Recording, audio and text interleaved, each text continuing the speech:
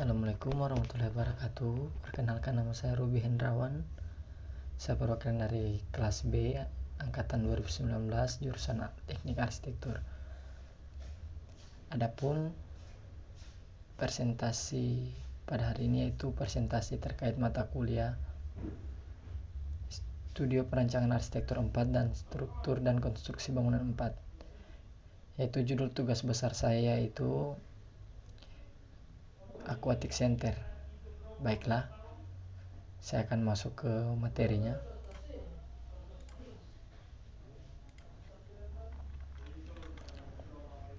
Ya, ini untuk jadi judul tugas besar saya itu bangunan bentang lebar Aquatic Center. Di sini perancangan Aquatic Center. Latar belakang dari Aquatic Center yaitu bangunan bentang lebar merupakan bangunan yang memungkinkan penggunaan ruang bebas kolom yang selebar dan sepanjang mungkin. Bangunan bentang lebar biasanya digunakan untuk mewadahi kegiatan yang membutuhkan ruang yang bebas kolom yang cukup besar, seperti untuk kegiatan olahraga berupa gedung, stadion, gedung pertunjukan, auditorium, dan kegiatan pameran atau gedung exhibition lainnya. Jadi rumusan masalah di sini bagaimana kita bisa merancang kawasan lingkungan binaan berupa bangunan bentang lebar.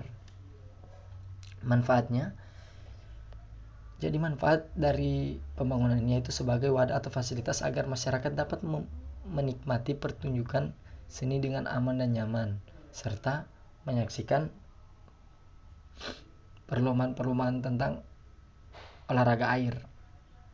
Fungsi Aquatic Center sebagai kawasan atau arena olahraga air yang membutuhkan wadah kolam renang. Selain itu, Aquatic Center dapat menjadikan tempat kegiatan serbaguna dan harus mengutamakan kegiatan olahraga akuatik, dan kegiatan tersebut tidak mengganggu atau merusak kondisi bangunan dan air kolam renang. Definisi dari Aquatic Center: secara umum, Aquatic Center adalah bertalian atau berhubungan dengan air. Berarti berdasarkan definisi akuatik ialah bahwa wadah untuk melakukan kegiatan event olahraga atau aktivitas olahraga yang berhubungan dengan air. Jadi di sini ada jenis olahraga akuatik. Jadi jenis olahraga akuatik itu ada dua di sini yang saya dapatkan, yaitu Aquatic Center dibedakan menjadi dua, yakni kolam air buatan dan danau atau laut alami. Jenis Aquatic Center berdasarkan data yang saya dapatkan, untuk jenis Aquatic Center ada 3 tipe. Yang pertama tipe A. Yang tipe A yaitu 50 x 25 meter dengan 10 lintasan serta 2.000 sampai 3.000 kapasitas orang. Dan kolam tipe B 25 x 25 meter dengan 8 lintasan serta dapat menampung 1.000 sampai 2.000 orang. Sedangkan untuk kolam tipe C, untuk ukurannya bisa menyesuaikan dan juga memiliki 8 lintasan serta kapasitasnya yang menyesuaikan. Jadi studi presiden akuatik saya mengambil ada 2 studi, yaitu Olympic Park Aquatic Center yang berlokasi di kota Sydney, Australia, dengan jumlah kolam 4, kapasitas penonton 17.000, tipe dia kelas A internasional. Kelebihan dari Olympic Park Aquatic Center yaitu memiliki kolam renang indoor 25 meter dan kolam hidroterapi. Memiliki kolam untuk disabilitas. Dan kekurangannya, pada Oktober 2013 kebakaran api melanda tempat parkir pusat, menghancurkan lebih dari 40 mobil, 1 sepeda motor, dan memaksa 1.500 orang mengungsi. Jadi kekurangan dari Aquatic Center ini sebaiknya lebih memperhatikan jalur evakuasi agar tidak terulang kejadian-kejadian yang tidak diinginkan sebelumnya. Sedangkan untuk studi presiden akuatik yang kedua yaitu London Aquatic Center. Di sini London Aquatic Center berlokasi di Queen Elizabeth Olympic Park, London, Borough of Newham, Inggris Raya, dengan berjumlah kolam 4, kapasitas penonton 17.500 orang. Sedangkan tipenya yaitu kelas A internasional. Kelebihannya yaitu memiliki kolam pemanasan dengan kedalaman 3 meter, serta kekurangan dari London Aquatic Center tersendiri, yaitu untuk mencegah terjadinya hal-hal yang tidak diinginkan, sebaiknya lebih memperhatikan jalur atau sirkulasi dari akuatik tersebut. Ya, berikutnya itu perancangan analisa tapak. Jadi untuk peraturan tapak di sini luas tapak saya menggunakan 46.000 meter persegi atau 4,6 hektar.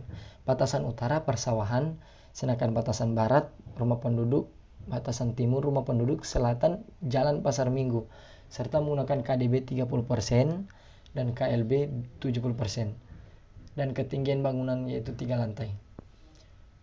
Berikutnya itu orientasi tapak. Orientasi tapak berdasarkan data, karena akses tapak hanya melalui jalan Pasar Minggu, orientasi tapak mengarah ke selatan tapak.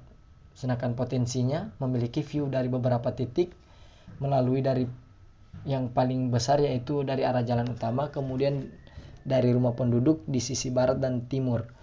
Kendalanya, view ke tapak dapat langsung terlihat jelas dari arah jalan utama dan rumah penduduk di sisi barat timur. Serta saya memiliki solusi, yaitu solusinya view ke tapak dapat langsung terlihat jelas dari arah jalan utama dan rumah penduduk di sisi barat dan sisi timur. Sedangkan orientasi matahari berdasarkan data yang saya dapat, yaitu lokasi site merupakan lokasi yang beriklim panas, sementara arah dari site dan jalan utama menghadap selatan, sehingga menunjukkan arah matahari dari bagian samping bangunan. Maka dari itu sangat dibutuhkan penyelesaian agar bangunan tidak mendapatkan radiasi matahari berlebihan dan dapat terbagi secara optimal untuk pencahayaan matahari.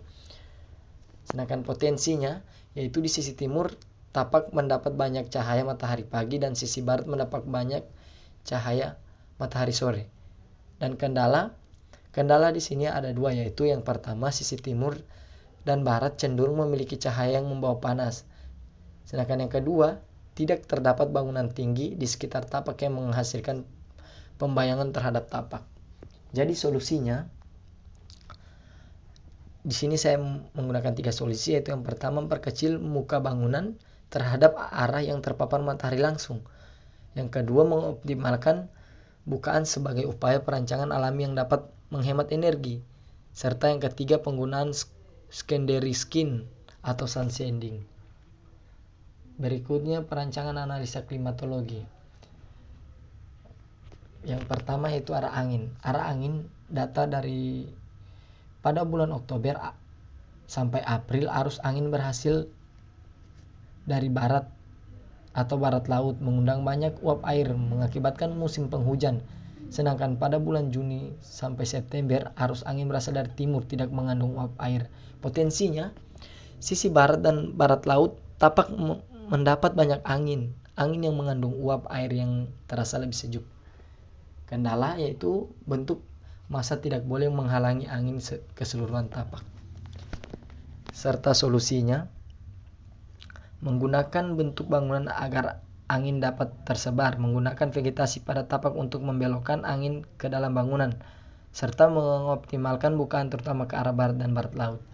Data sirkulasi yang saya dapat yaitu kondisi jalan ramai karena merupakan jalan utama di Bone Bolango. Dan yang kedua, tapak hanya dapat diakses dari jalan Pasar Minggu dan jalan Muhammad Van Gobel dengan mobil baik pribadi dan umum, motor pribadi dan umum, serta bentor. Potensinya, aktivitas di sekitar tapak ramai karena dekat dengan jalan Pasar Minggu dan sekolah serta masjid. Sedangkan kendalanya, tapak hanya dapat diakses oleh 2 jalan, yaitu jalan Pasar Minggu dan jalan Van Gobel. Solusinya, jalan jalan Pasar Minggu dijadikan pintu utama pengunjung masuk tapak dan keluar melalui jalan Muhammad Van Gobel. Sedangkan analisis vegetasi berdasarkan data terdapat beberapa vegetasi yang dapat lokasi site, yaitu pohon kelapa, serta potensi dari sekitar tapak hanya tanaman pohon kelapa dan pohon-pohon kecil. Kendalanya, tidak memiliki banyak vegetasi yang cukup untuk site, serta memiliki solusi sebaiknya ditanam tanaman yang bisa membuat site lebih hidup atau tanaman yang bisa untuk teduh, juga agar lebih banyak manfaat buat site. Di sini kita masuk ke slide berikutnya, itu analisa dan konsep aquatic center. Analisa konsep yaitu yang pertama aksesibilitas. Aksesibilitas yaitu site yang dapat diakses melalui dua jalur yaitu Muhammad van Gobel dan Jalan Pasar Minggu. Jika dari pusat Pemprov melalui Jalan Pasar Minggu, dan jika dari Pemkab Bone Bolango melalui Jalan Muhammad van Gobel atau sisi timur Jalan Pasar Minggu. Sebaiknya tambahkan akses jalan di sisi timur dan utara site agar dapat memiliki 4 akses dan mudah untuk menjangkau site. Konsepnya, 1. Jalur kendaraan roda 4 melalui Muhammad van Gobel menuju ke Pasar Minggu site selatan site, karena ruas jalan yang cukup besar dan menggunakan dengan leluasa oleh pengguna roda 4. Sedangkan yang kedua, jalur motor atau roda 2 di Jalan Muhammad van Gobel barat site. Serta yang ketiga, jalur pejalan kaki dapat melalui Jalan Pasar Minggu dan Jalan Muhammad van Gobel menuju site. Bisa kita lihat itu situ view dari site, yaitu barat Masjid Al-Munawarah serta timur rumah penduduk dan selatan rumah penduduk serta utara itu persawahan. Dan konsep dari view-nya yaitu bangunan aquatic center menginginkan adanya entrance masuk ke dalam bangunan sehingga memerlukan dua view terbaik dalam tapak, yakni bagian utara, selatan, dan pembagian view utara dihususkan untuk atlet dan view selatan dihususkan untuk penonton. Serta topografi di sini analisis topografi site tidak terlalu miring, kondisi tanah juga tanah persawahan. Konsepnya, kondisi topografi sangat berpotensi dijadikan area kolam renang dan permukaan yang rata akan mempermudah dalam segi pekerjaan. Konstruksi metode pergalian atau batas galian pun dapat menggunakan standar sebagaimana mestinya. Kita masuk ke slide berikutnya, itu perancangan analisa klimatologi. Yang pertama adalah kebisingan. Di kebisingan sini saya bisa mengambil analisa, yaitu sebelah utara tingkat kebisingan sangat tinggi dikarenakan berdekatan dengan jalan raya. Serta yang kedua, sebelah timur kebisingan sedang karena adanya jalan raya dengan ruas jalan yang tidak lebar. Serta yang ketiga, sebelah selatan dan barat tingkat kebisingan rendah karena adanya lahan kosong. Konsepnya, yang pertama meletakkan area publik di parkiran pada bagian utara, dan yang kedua meletakkan area semi publik pada bagian timur, yang ketiga meletakkan area privat ini pada bangunan sisi selatan dan barat. Dengan ini tingkat kebisingan sangat rendah. Yang kedua itu perzoningan. Berdasarkan beberapa analisa dan konsep tapak atau bagian yang menjadi bagian perzoningannya yaitu privat service dan privat. Dan yang ketiga entrance bangunan ini yaitu jalur masuk dan jalur keluar. Berdasarkan beberapa analisis dan konsep tapak, bagian yang berpotensi menjadi entrance bangunnya yaitu sisi utara site yang berdekatan dengan Jalan Pasar Minggu dan bagian selatan saja yaitu Jalan Pasar Minggu. Ya, kita lanjut yaitu perancangan analisa kebutuhan ruang. Jadi di sini untuk analisa kebutuhan ruang saya memiliki 23 jenis ruang. Yang pertama lobby, yang kedua tiket, yang ketiga shop snack, berikutnya pengelola gedung, panel, kontrol CCTV, operator sound system, musola, tempat wudhu, peregangan atlet pria, peregangan atlet wanita, ruang tunggu atlet pria, ruang tunggu atlet wanita, ruang ganti pria, ruang ganti wanita, toilet pria dan toilet wanita, ruang medis, pelatih pria, pelatih wanita, wasit, dan ruang generator cadangan. Serta yang berikutnya itu perancangan hubungan ruang. Jadi di sini ada 3 perancangan hubungan ruang, yaitu erat, sangat erat, dan tidak erat. Bisa dilihat di sini untuk hubungan ruangnya. Dan selanjutnya itu perancangan guban bentuk. Jadi guban bentuk di sini saya mengambil analogi kupu-kupu karena berdasarkan materi tentang struktur saya itu struktur cangkang. Jadi saya mengambil analogi kupu-kupu. Bisa dilihat di sini denahnya berbentuk kupu-kupu untuk bentuk strukturnya dan tampak bangunannya juga. Berikutnya itu perancangan konsep utilitas. Jadi di sini untuk utilitasnya yaitu tujuan untuk mendapatkan sistem kelengkapan bangunan yang sesuai dapat membantu kelancaran aktivitas dalam kawasan. Dan berdasarkan pertimbangan existing condition lokasi aktivitas dalam kawasan, keamanan dan kenyamanan pengunjung dan pengelola sarana dan utilitas. Pencegahan kebakaran yaitu fire smoke, detektor alarm, gunakan sistem jaringan listrik yaitu PLN, gardu listrik, panel induk, pembagi panel, distribusi, generator listrik yaitu panel induk, pembagi panel dan distribusi, serta sistem air bersih dan kotor yaitu PDAM, bak penampungan air kotor, pengolahan limbah, WC, septic tank. Untuk pembuangan sampah yaitu sampah, tempat sampah, bak penampang utama dan dinas kebersihan. Dan untuk perancangan konsep lanskap, yaitu tujuan dari perancangan konsep lanskap ini yaitu pengertian lanskap, jenis-jenis perancangan dan pengelolaan lanskap, arsitektur. Lanskap adalah ilmu yang digunakan untuk merancang, planning, mendesain lahan dan menyusun elemen-elemen alam dan buatan sehingga tersaji suatu lingkungan yang fungsi dan estetis. Dan kriterianya ada 4 yang saya ambil, yaitu yang pertama tanaman, kedua perkerasan, ketiga penerangan, dan 4 pola lanskap. Yang pertama tanaman yang saya ambil ada 3 jenis, yaitu yang pertama palem putri.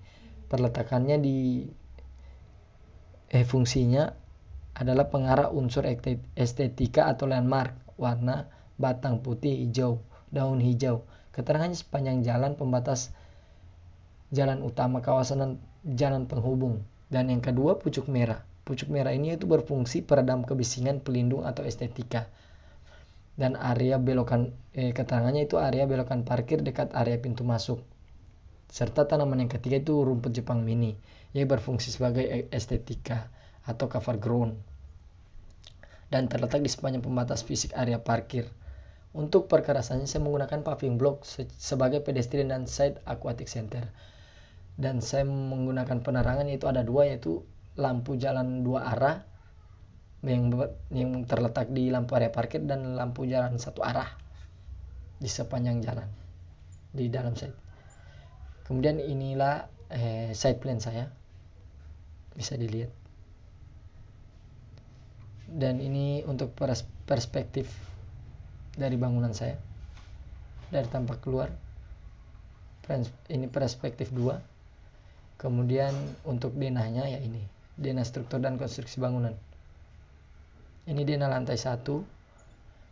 Terus denah lantai 2 yang terletak tribun dan area WC toilet.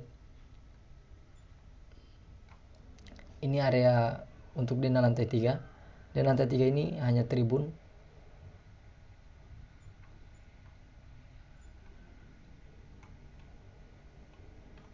Berikutnya itu tampak depan dari bangunan saya. Bisa dilihat, dan ini area masuk. Kemudian tampak belakang sama. Dan tampak samping kanan. Kemudian tampak samping kiri.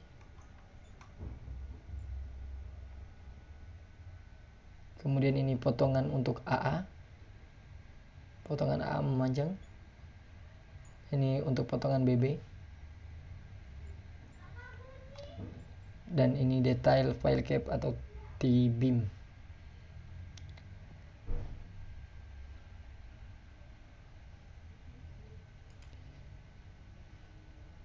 Sekian presentasi dari saya. Apabila ada kekurangan atau salah kata, mohon dimaafkan. Wassalamualaikum warahmatullahi wabarakatuh.